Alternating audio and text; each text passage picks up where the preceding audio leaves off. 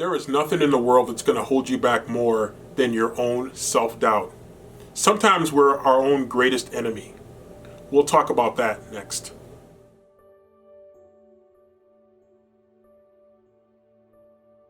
Years ago, I was looking at starting my own business.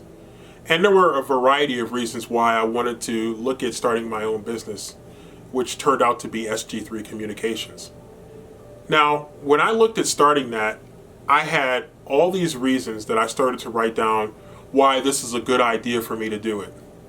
And then I started to look at some of the reasons that were already there that I had in the back of my mind that I was trying to fight off, the reasons why I shouldn't do it, or the reasons why I couldn't do it, or the reasons why it was just simply easier to continue on as is.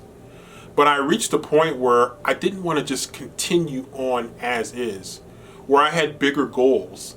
And I realized that life is short. Life is way too short to sit around wondering if you should have done something that you were capable of doing. But the first key is to convince yourself that you are capable of doing it. And that is a challenge. It is a lot easier said than done to have a thought in your head. You can have that thought. You can be inspired by others. But the key is to put that thought into an action plan that you can really begin to make something out of. But it's difficult. Taking that first step can be very, very scary. Taking the second step can be very, very scary. But you have to be willing to take the risk, because without the risk, there really isn't going to be any significant reward that you're going to feel really good about, that you're going to feel really proud about. It's important that you're willing to take calculated risks. And what I mean by calculated risks is that you've sat down and you've thought your idea through, you understand the risks, and you understand the opportunities. And as you are willing to take the risk in search of or in pursuit of the opportunity, you're going to find that it's going to be much more fulfilling. And that even if you end up failing, even if your plan doesn't end up working the way that you envision, the way that you laid out, you still will have the satisfaction of knowing that you tried.